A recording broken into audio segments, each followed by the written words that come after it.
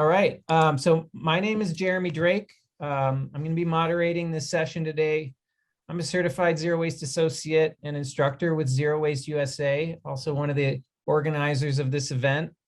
And I'm a Missoula, Montana-based zero waste consultant working with clients across the country, mostly with my colleagues at Zero Waste Associates. And I'm excited today to introduce you to two terrific speakers who'll be providing a producer perspective on how corporate policy, relationships, and collaboration can lead to product redesign, more local recycling markets, and ultimately circularity. Following the presentations, you'll have an opportunity to ask questions during the Q&A, but you can also feel free to put questions in the chat as we go, and maybe we can hit them as they come. But if not, we'll definitely circle back around at the end. So I'm going to start with some brief speaker introductions, and then we'll move into presentations. Let me just, there we go. You know about me. So Mary Alice Peterson is a sustainable materials management professional, published author, and former adjunct college professor. Her past experiences include over 15 years as a senior environmental policy analyst for the Walt Disney Company, and 11 years as a local government recycling specialist. She currently serves on the advisory council for GBCI True and as secretary for the National Recycling Coalition Board of Directors.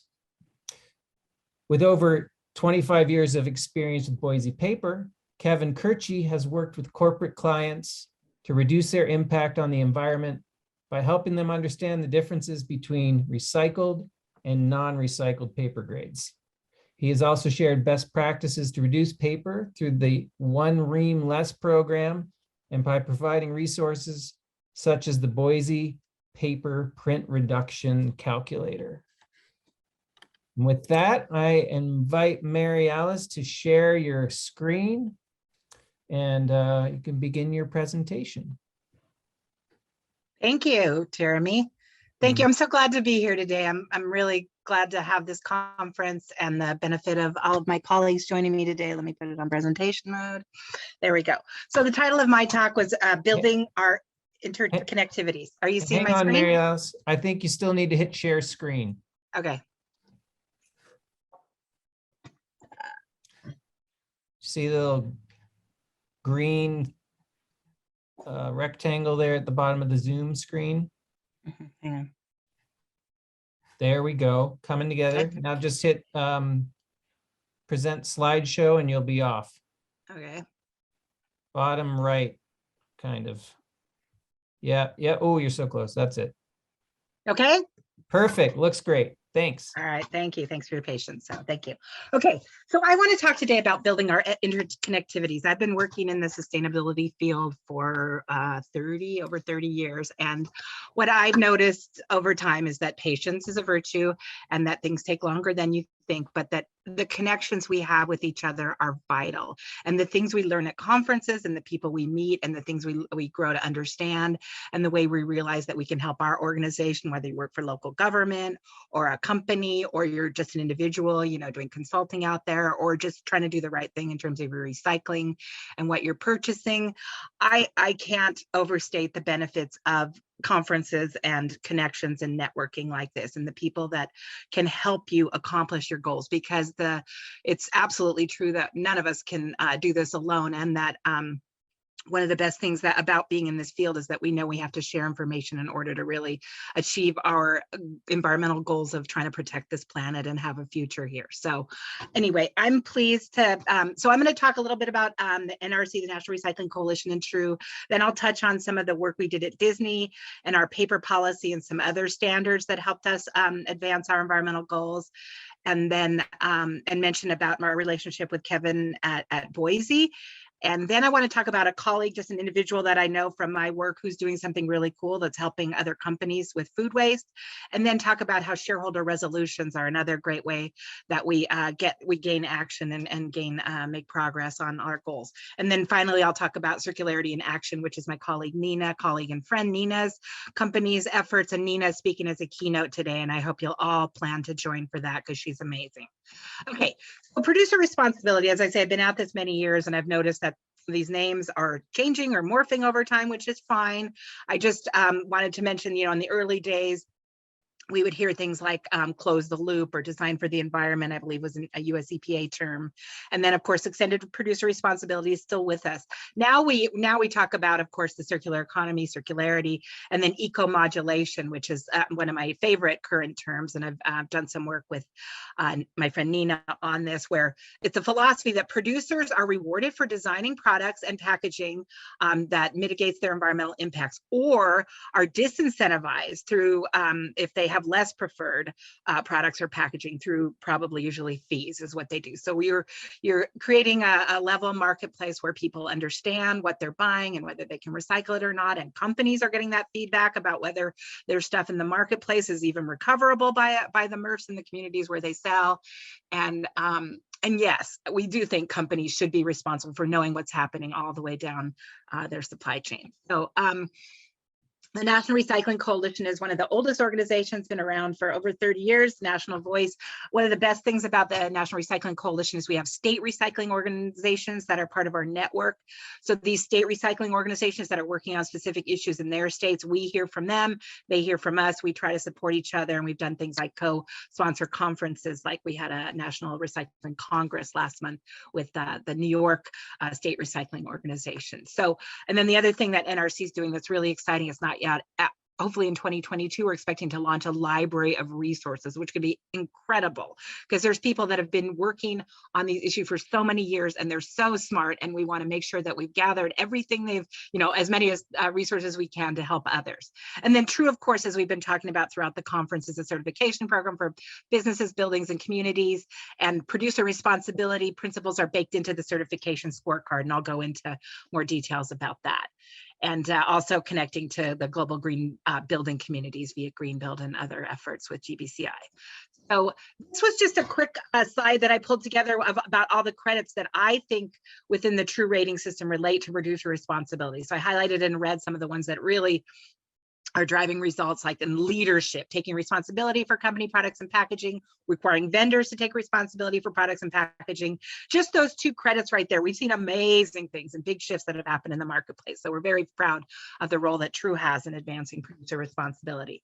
I also always looked at another organization that's been a thought leader for me for many years, and that's the Institute for Local Self-Reliance, and my colleague and Dr. Neil Seldman.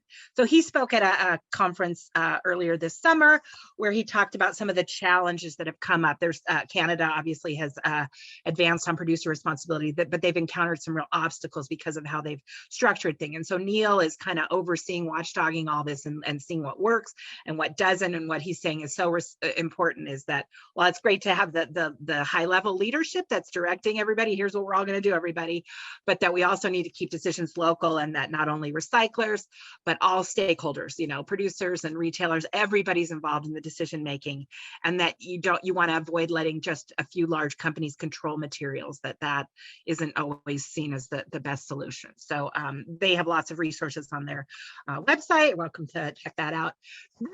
This is a graphic that my colleague Nina created for her company Stina, and it's about the value chain and creating interconnectivity, that we as consumers need to know if we're doing the right thing, but then the producers that we buy products from, they also need to understand what their role is, the reclaimers, the converters, everybody. We're trying to really create transparency. Sure, her company and what little work I do to support her. Anyway, it's really what's going to make this finally come together. And it would have been so nice if we'd done this in the first place. I thought about how, when products first started coming in packaging, I mean, initially people ate food that they grew or foraged off farms. And then, I think sodas may have been one of the early packaged products. And it was already baked into what they had to provide returns for those bottles. Like, you wouldn't buy a soda without having being able to return that at the store you bought it at. So then obviously things accelerated and more stuff came in packaging that wasn't having those connections, and people didn't know how to recycle them. And then of course they weren't recyclable at some point. And so we've lost that, and we want to get back to the beauty and the simplicity that there once was, or else just clarity. If you want to make a complex packaging, then help us figure out what to do with it at end of life. But now I want to talk a little bit about my 16-year career at the Walt Disney Company. Here's me at an Earth Day event holding Maui's mighty sword from the movie Moana. And it was a wonderful career. And I was proud to be part of a really small team that helped implement Disney's world-class paper policy. And then I also got to shepherd the adoption of a wood use standard and some other policies that help drive some producer responsibility in the marketplace. Okay. So this was, when I came to Disney, we were the company had some environmental programs, but it wasn't as robust and comprehensive. And then we had a wonderful senior leader, Dr. Beth Stevens from Walt Disney World, who helped pull together this idea that the company ought to have these high level targets and then specific goals in the areas that we felt our company had the opportunity to reduce impacts in. And so of course we have the company had a waste target in trying to minimize waste and achieve, working towards zero waste as an aspirational goal. So it was very exciting. Once we had this in place, that creates, direction for everybody. Okay, we're all in this. We've all got to work toward this. So if you're at a company and you're trying to figure this out, the high level support and the big picture goals are really great. And then you can dial into the specifics with things like certification and with standards. This was the paper policy. The paper policy at Disney came about because an environmental group wanted companies that were producing children's books to be responsible, to know what the fiber from their books was coming from, because they were trying to reduce rainforest destruction in Indonesia. And so the company was, I think I would say, initially caught off guard about all this because licensees were producing books and they weren't always talking to them about raw materials. Anyway, as the result of the paper policy, we were able to integrate what we wanted to happen environmentally with both our sourcing teams, people that were buying paper products for the company, as well as our licensees that were producing Disney branded products on paper. And so it was really exciting. It was a really exciting and very challenging time. And we were very, very happy to have a relationship with Boise Paper and my colleague and friend Kevin, and that they already had products that could help us meet our policy. Like Disney couldn't have adopted the paper policy had we not known that we had the support of our existing office supplier. And I don't know whether we would have made the decision to switch, but we were fortunate that we already had this great supplier. And then all we had to do was turn on the default settings so that when anybody ordered paper, you didn't have to be a tree hugger. You just had to order paper and you got the right kind. And so that was the efforts of, individuals like me and people like my colleague, Alan Schumann in sourcing, that cared very much about environmental issues, but also, just this really practical day-to-day, how do we do it, making it so it could happen. And then again, with Office Depot wasn't just identifying recycled content in their products. They have this really elaborate system of all the different environmental attributes that they're promoting within their catalog. So it makes it super easy for any company utilizing them to have their buyers buy the right things, send them the high level message, this is what we're doing, and then they can choose the right things easily without having a huge environmental background. And Office Depot can track those purchases. They can tell you at the end of the year, you bought this many that had this criteria and this many that had that. And then companies can set goals and say something like, we could have a 25% or 50% goal to choose environmentally preferred products. So I'm very thankful for Office Depot and people like Yalmaz Siddiq that helped create this some years ago, that makes it easier for other companies to join in.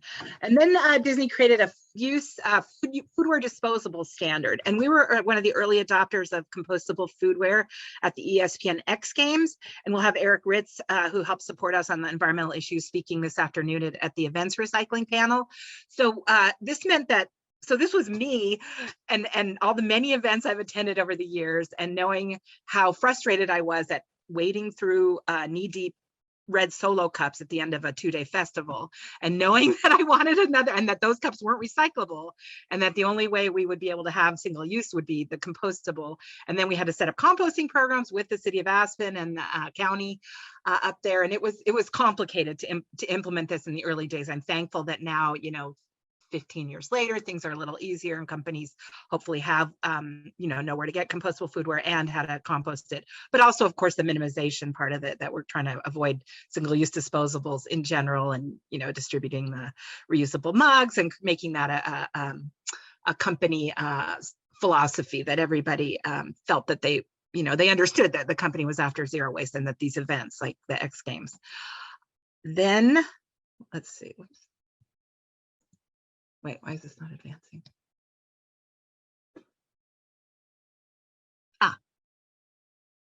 Did this go twice? Okay, sorry. Oh, I see. Okay, I had a picture. Yeah, okay, apologies.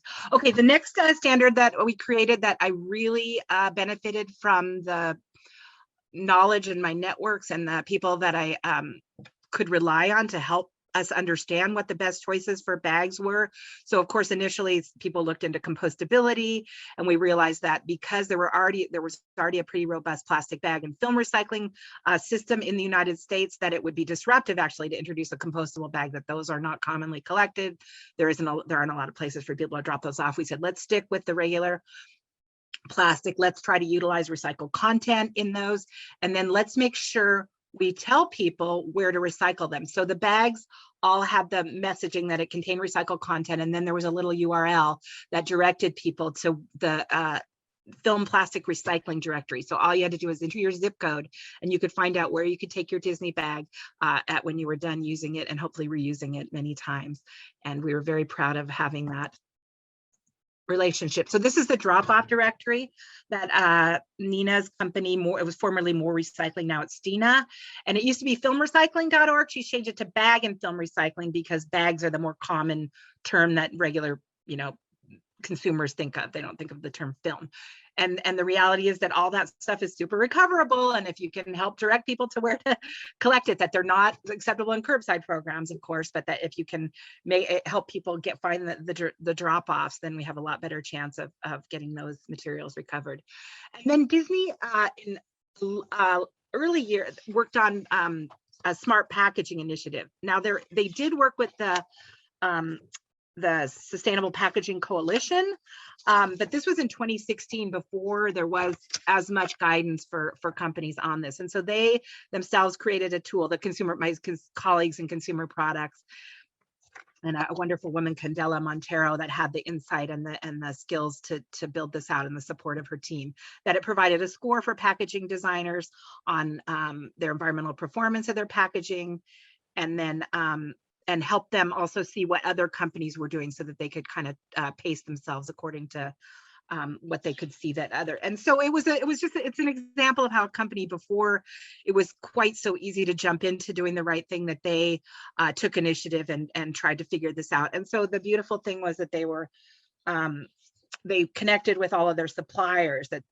all of these suppliers out in the world, many of them overseas in Hong Kong and China and so forth. And so the Princess Box saved 15,000 pounds of paper and plastic annually, and a 35% reduction in their carbon footprint.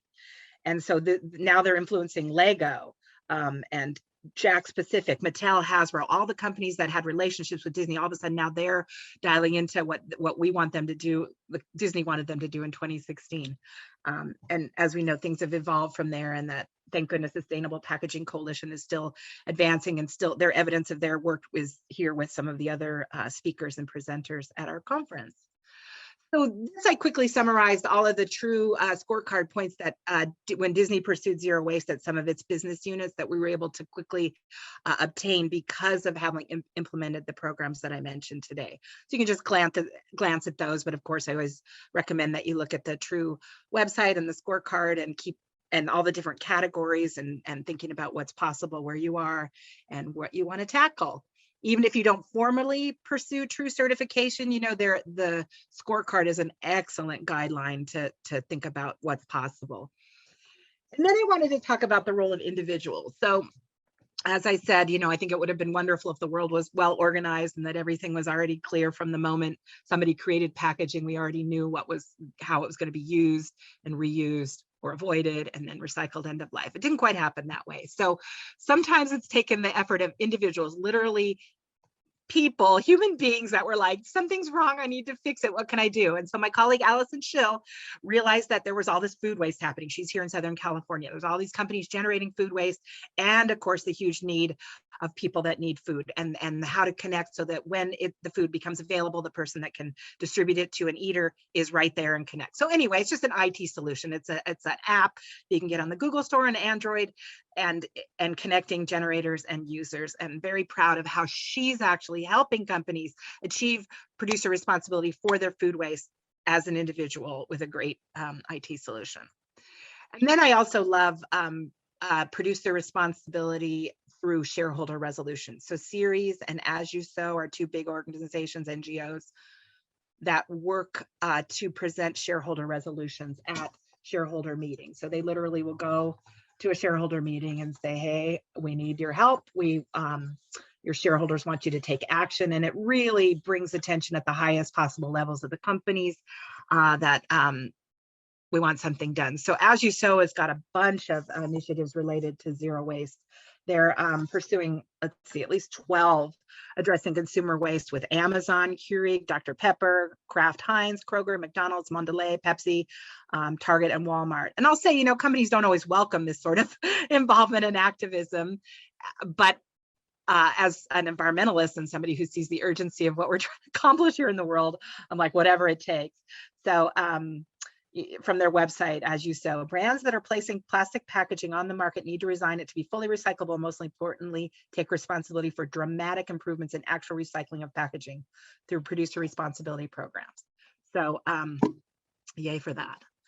Okay, so then wrapping up, this is my colleague and friend Nina. This is her Circularity in Action. She's building out this website that talks about that. So each of these colors in the chasing arrows represent the different roles, whether you're a consumer, producer, reclaimer, and then you can click on those and the site will take you to the information. It provides really cool statistics. It even provides examples of policies and programs that one could look at as a template or something to emulate, and then like how to take action. My company wants to use recycled content. I don't know where to get it. And she can help break those bottlenecks. And so I think she's one of the, it's great that she's the keynote, and that's why she's the keynote, because her company is really trying to solve these really long-term problems that we've had in our producer responsibility efforts and goals. So I just quickly started to pull together some of the resources that I was finding. RELA is the Retail Industry Leaders Association. So they're very keyed into all these efforts, and they're trying to help their members, people that produce consumer goods, be prepared for the fact that this producer responsibility is coming down. As I'm sure most of you know, there's at least 5 states that have now adopted EPR bills: Washington, New York, Oregon, California, Maine. And then also the EU, the European Union, is doing great work with their single-use plastics directive, and Canada as well. So all this leadership that's coming out is much appreciated. And I think I probably am I at time, Jeremy?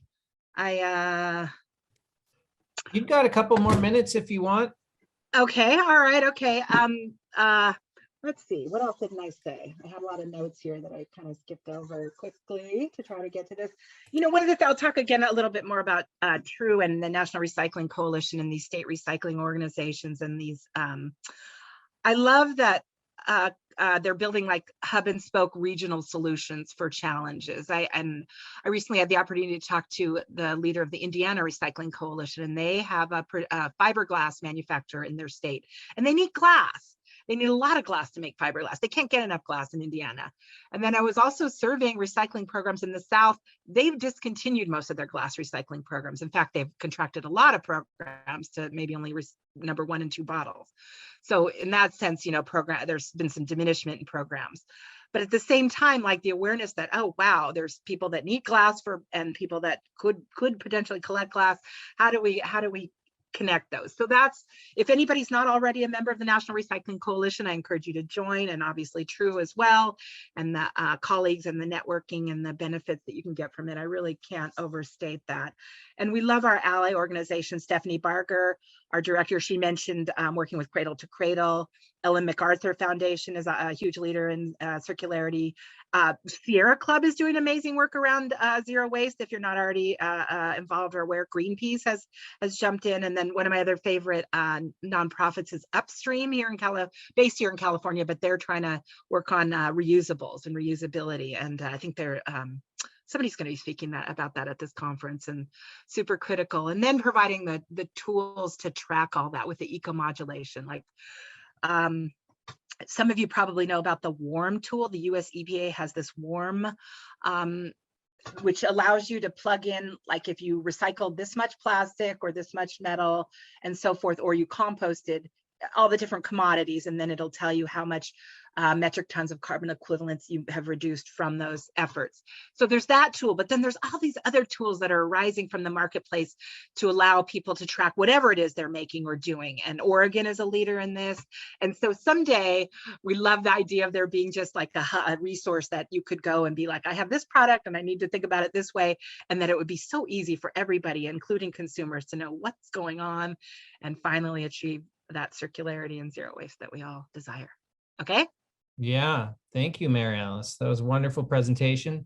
I see we got a great question in the chat. We're going to hang on to that and let Kevin give his presentation, and hopefully we'll have 10 or so minutes at the end to address that question and any others that come in. So thanks again, Mary Alice, and take it away, Kevin. Hi, how are you guys? Mary Alice, I love what you talk about. I always love learning stuff from you. So thank you. Thank you. Anyway, I'm gonna address just a couple of things, and I'm really gonna spend a lot of time talking about client interaction, because I think client interaction is the most important thing any producer can do really in one-on-one situations. It's how I interacted with Mary Alice and Disney, and there are a host of other companies that we've worked with on looking at ways for them to either choose a more sustainable paper choice, make a more sustainable paper choice. More importantly, look at ways, and I loved what Sue said this morning. She talked about eliminating the word waste. So I'm gonna start using the term optimal use of paper, because the last thing that I like to see, or we like to see, is paper being wasted. And you go into offices anywhere and you see tremendous amounts of paper waste. So how do you optimally use paper? And that's something we've been talking about for almost a decade. And I'll walk through some examples of what we've done and how we've leveraged different tools to try and help end users figure out ways to optimize their use of paper. First of all, I want to take a step back, and I'm going to take about 5 minutes. I'm going to talk about two things that I think come up over and over again. And that's kind of this demonization of paper, and we've got to save trees. And I want to make sure that people understand that in North America, we're in a very different situation than a lot of other places in the world. And that is that our forests are stable, actually growing, have been for the last century. I have used a consultant from the UN for probably the last 8 or 9 years to not only train people within our company, but also to take out and message and educate end users. In fact, we brought her, Katie Fernholz from Dovetail. She actually helps write the UN Global Forestry report that comes out, and it tracks a lot of different information on global forests.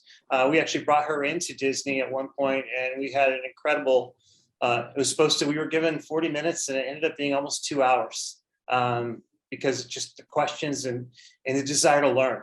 And I think that desire to learn is what is really important, because people look for an easy answer or something they see on the web or hear, and it isn't always, the easy answers aren't always the truth. Usually it's somewhere in between, because there are truly issues globally with forestry.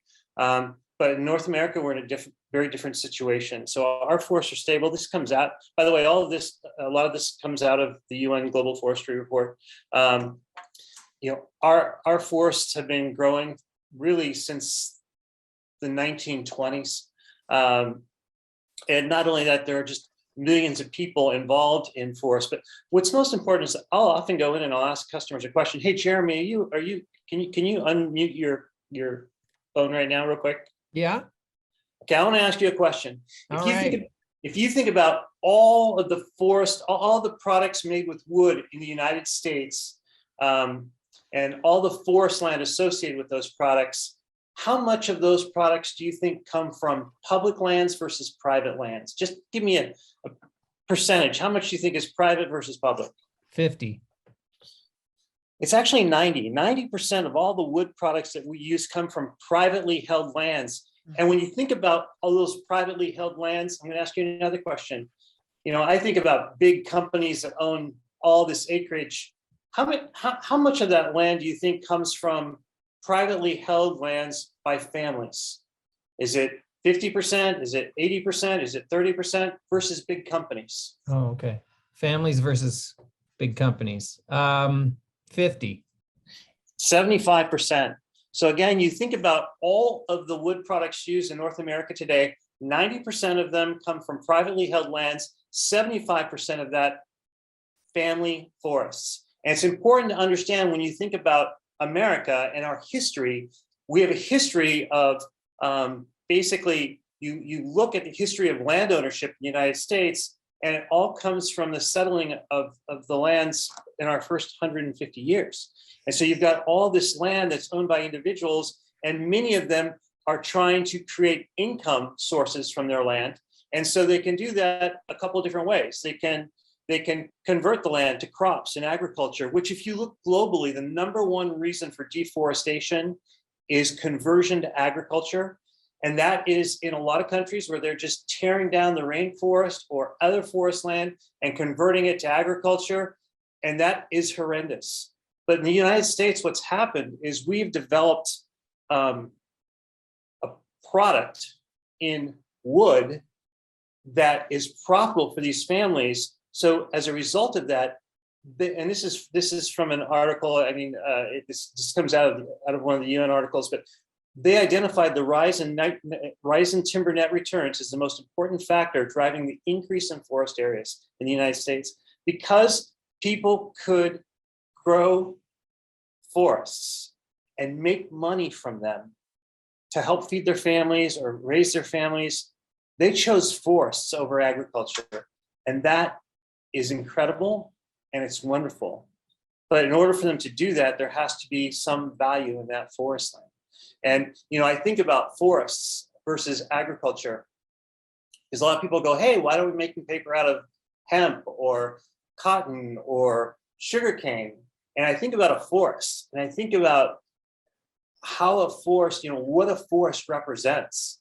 The water that we all use that comes out of a forest. You think about just the animals and plants that live in a forest. And then you take that forest and you turn it into a sugarcane field or a cotton field.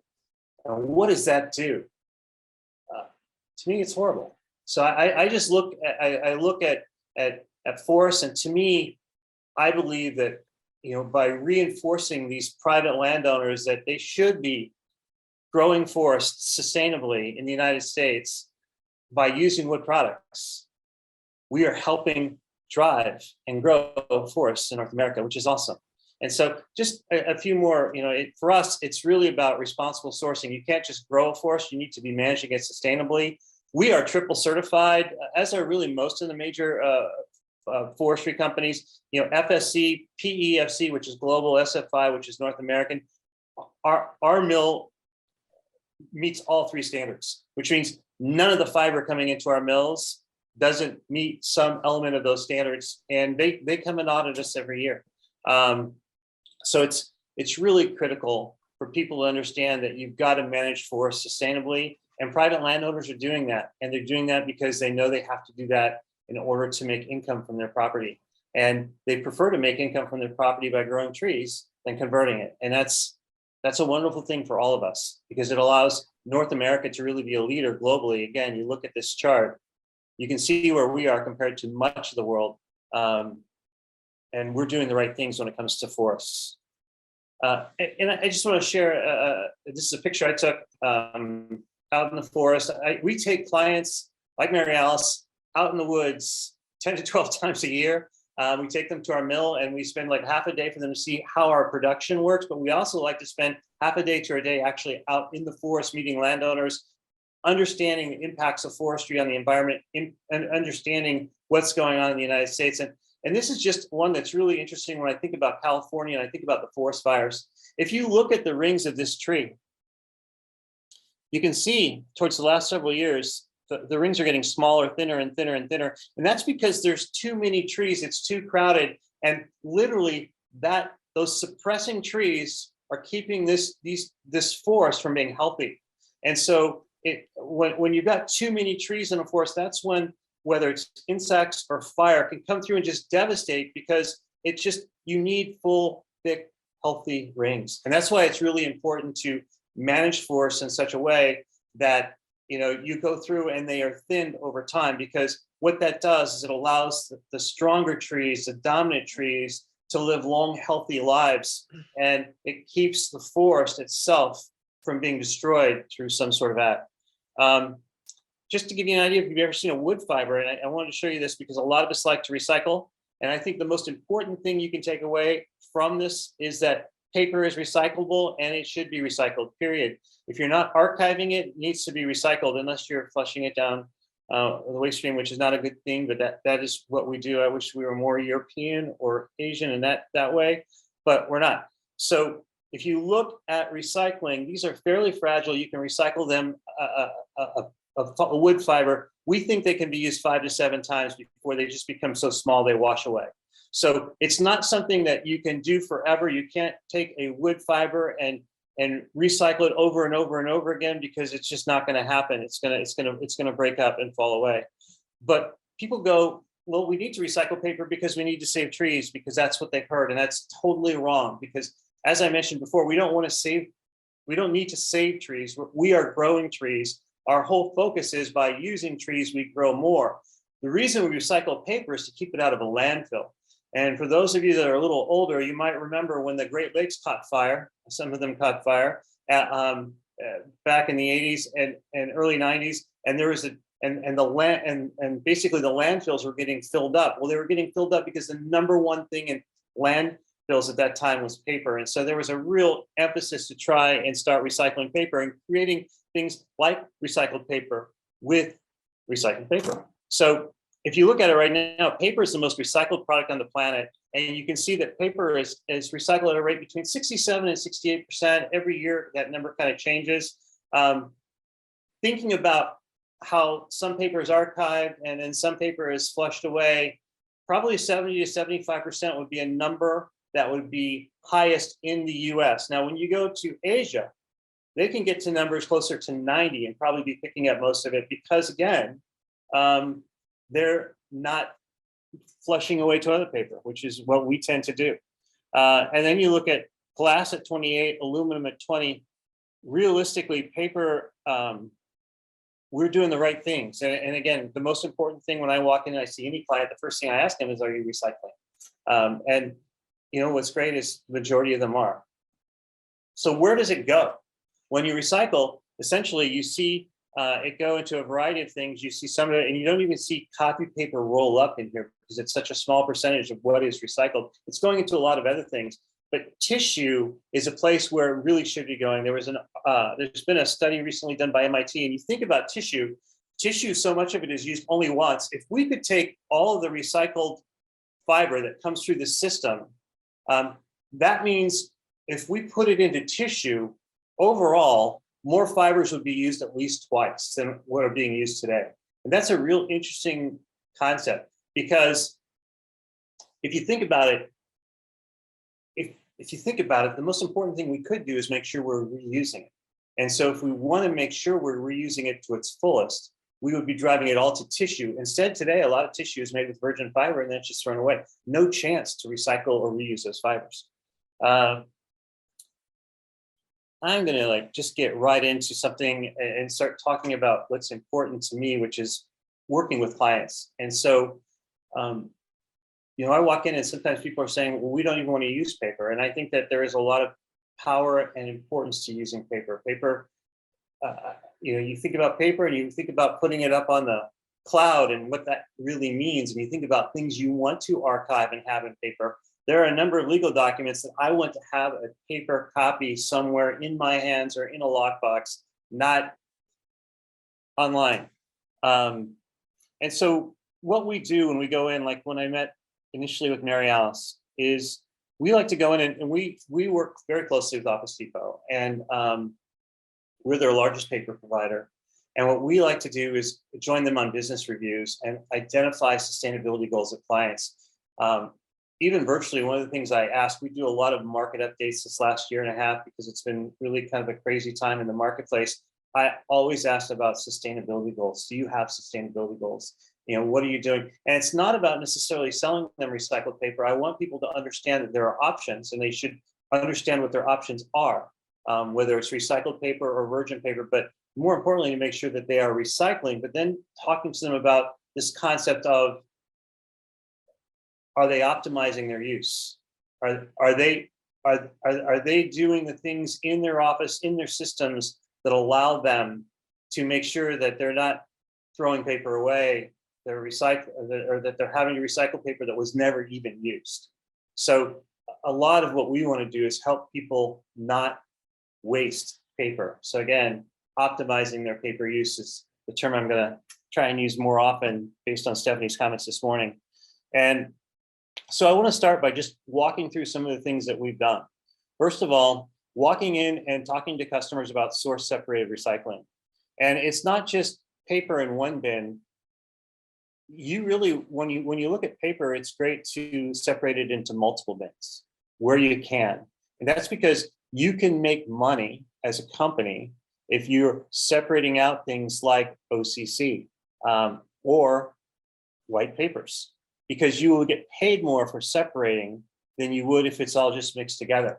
And also it allows for it to be separated and used for different uses and within the whole stream. So we'll often talk at a corporate level about the opportunity to split things up and not just shred everything into one, because if you can do that, there could be more uses. You can probably increase, or you have an opportunity to make more money down the cycle.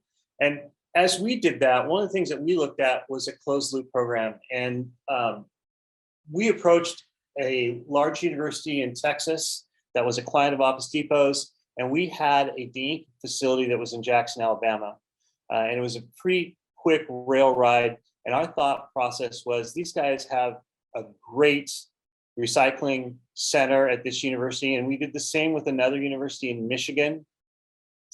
And we worked with them about the opportunity, or on the opportunity, to buy from them their paper recycling and having it shipped by rail then directly to our mill, and essentially closing the loop. Both of these universities were buying our product. We wanted to support their recycling efforts, and one way to do that was to become a financial source for buying their recovered paper waste. And that worked initially, but then as things progressed, we had other people wanting to be involved, large corporations on the West Coast. And what we ended up finding is that we were literally, because of the rail transit from some of these areas, we would be spending almost twice the amount of money for recovered paper fiber as if we were just sourcing it locally. And so that program, I hate to say it, passed away again because of cost, but it was a way for us again to embrace people and look for new opportunities. And that happens because you are meeting and talking and educating people. So I'm going to talk about this print reduction paper calculator. One of the things that happened is I would meet with clients and they would say, hey, we can't afford to move to recycled paper because it costs more. And it costs more because it comes out of it. It's like a hammer versus a screwdriver. People go, well, you know, if people bought more recycled paper, it would be cheaper. No, it wouldn't. The problem with recycled paper is that it goes through a lot more people to come back. It goes through that entire recycling process, as opposed to just, you know, a tree 5 miles from your mill, you know, in Alabama or Minnesota. It's just, it's a fully different supply chain. And as a result of that, it costs more. There's 5 or 6 hands in that recovered waste before it even makes it to the mill to be turned into recycled paper, as opposed to one. So it's never going to be the same cost. It's always going to cost more. But how do you help people adjust for that? And so I literally initially started just doing math when I would be with a large client, and I'd say, look, if we could use 1 ream less of paper, if we could reduce your paper usage overall by, say, 5%, not only could you pay for recycled paper, 30% recycled paper, but you would save money. So how can we do that? How can we look at a program? And so I actually created a calculator, which I'll show here real quick.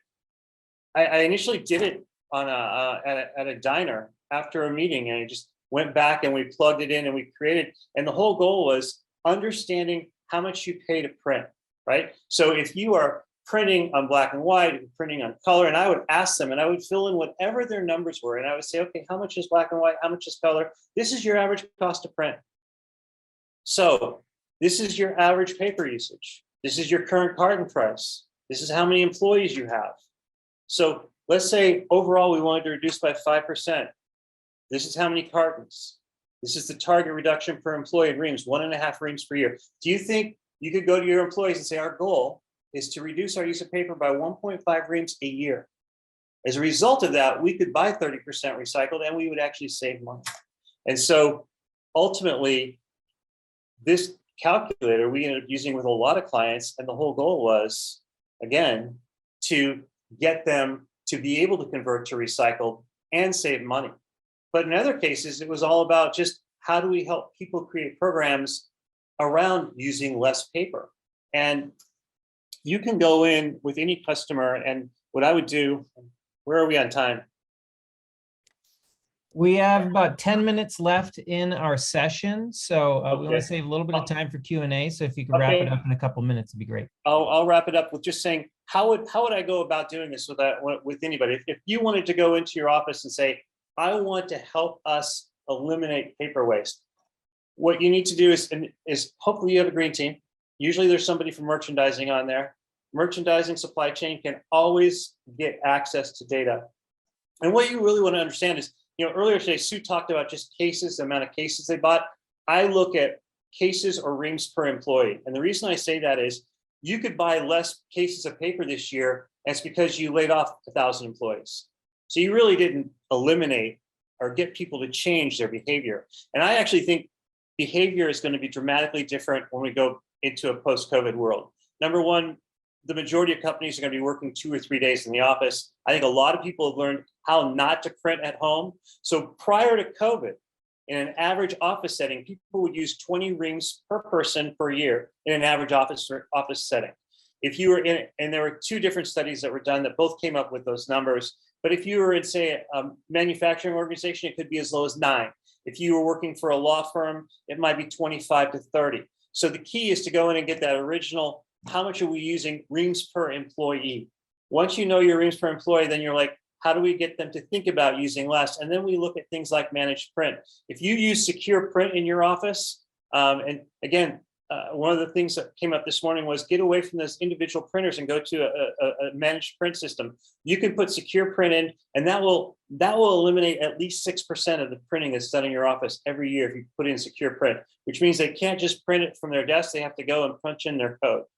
Because so many people, just leave things at the printer, or they print things without previewing them. So you can put different programs in place. And then the most important thing out of all this is you do a few things and then you just start communicating. So we would always ask for volunteers. We would say, you need to get people in your company that volunteer to help and create a communication platform and program. And that communication platform program involved them. There would be posters. They could be virtual. They could be printed over printers that would have employees saying, do you really need to print everything that you think you need to print? Asking questions, making people think. And what's really cool is there was a company that was an environmental engineering firm in Denver that actually was doing an incredible program. And we got into their program late. We were just providing data, and I learned a lot from them. But I was in Texas. I was in one of their offices, and I saw a customer. Usually these posters were over like the printer, and she had it in her cube. And I said, why do you have this, 1 ream less poster in your cube? And she goes, because it makes me feel really good about the company I work for. They're trying to do things to save money and have a better impact on the environment. That kind of work is what it's all about. And so I'll close with this. War and Peace, the Sunday Times, even the Bible are all printed on double-sided paper. But Brian's report is so important it had to be printed on just one side. And that, we don't want to be a Brian. Thanks, Jeremy. Brian. Thanks, Kevin. That was wonderful. Appreciate it.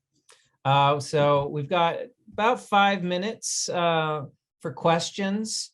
There's a couple that came in. The first one from Sai is regarding extended producer responsibility. And I don't intend to kick the can, but there is an EPR session tomorrow at 2:30 that is specifically about extended producer responsibility. Topic here is really more from the corporate side, less about the policy, like state and state policy of enforcing that. And this is more about what are companies able to do internally on their own and working in relationship with others to bring about more producer responsibility. So the other question, I hope that's all right, Sai, 2:30 tomorrow, or yeah, Pacific, 2:30 Pacific, be there for that one. There was another question from Rika. Is there, and this one's for Kevin. Yep. Kevin, is there biodiversity data you're aware of in US forests that help us understand the impact of forest management? Do you have any resources you can point us toward? Yeah, I'm going to point you to two. I'm going to put one in right now, which is the 2021 UN Global Forestry Report. And then I'm also going to put a LinkedIn to somebody, to Katie, who's, and Mary Alice has met Katie, but Katie is like my go-to person on anything like this. Katie Fernholz is an incredible forester that comes, her background, which is Fernholz, her background, which is Katie, she's probably Catherine. Her background is, there we go. She's at Dovetail Partners. Her background is not only in forestry, but her family is a multi-generation organic farming family in Minnesota. So she understands the impact of farming, organic farming, and forests, and the battle between the two, in essence. But Katie is somebody that I bring in. I hire her to come in, and we would do lunch and learns and invite Office Depot clients to come lunch and learns in various cities. I hired her to come in and actually speak at Disney. I've hired her to come in and speak to other people. She's an incredible asset. And I bet if you send her an email, she would be able to direct you to something that they have online on their website that would answer any questions you have. But the Global Forestry Report is a great place to start. And it really gives you a better sense of what's happening in the world. And again, a lot of what's happening in the world is negative, but what's happening in North America is very positive. Wonderful. Thanks, Kevin. Oh, Mary Alice, unmute yourself. Yeah, sorry. Thank you. Good. So Kevin's right. Thank you for providing that great resource. And she will willingly and knowledgeably answer even hard questions. She understands that some of us environmentalists get pretty passionate, and that, we're trying to add things up and understand, and it's great that we can look at her data and understand how she's making decisions. The other thing I wanted to add, that Kevin's emphasizing how many family farms there are that grow trees that end up in our paper and our paper products here, that when you understand that, and Kevin's helped me by like he said, sharing and helping me meet foresters. Those are people that have had those trees growing in their families for generations sometimes. And they care about their land very much. And they care about the biodiversity of their land very much. They may be primarily growing trees as an income source, but they're also, going to be caring about the flora and fauna and the birds and the bees and everything else that's part of that ecosystem. That is, it's not just a forest usually in most of those cases, right? It's their actual farm, whatever. It can be more diversified. And so I think remembering that and taking to heart, in college, I had a friend, and his family was not wealthy, but they had trees on their land, and they actually harvested one tree to pay for his college education at Humboldt State University. When you think about stuff like that, it kind of gives me the chills that here was a family that had this tree that had been growing for, 60, 100 years, and it was the time to cut it that they needed and so you can be sure that anything growing on a farm like that is going to be responsibly managed, and that when a company is partnering with suppliers like that, that you have a high level of confidence that you're doing the right thing as a buyer. Thank you. Thank you both for that response. We've reached just about the end of our time here, and I want to thank you all for joining us. I want to thank Mary Alice and Kevin for their presentations and sharing this excellent information. At this point, the Zoom main stage is hosting a sponsor showcase. Ruth Abbey's going to be introducing us to the various sponsors that made this event possible. So I encourage you all to exit this Zoom room and go back to that main stage. And in fact, I'm going to post that main stage URL in the chat, so you've got it at your fingertips. Thank So- you. Thank you. So we don't get so we Lost. don't end up getting Lost in lost along the Zoomlandia. way. All right. Thank you all Thanks, Jeremy. again. Thanks, Kevin. Thank you. Thanks, Thanks, Jeremy. everybody, for Thanks, Mary joining Alice. us. We All right. appreciate all of you. Thank you. Likewise.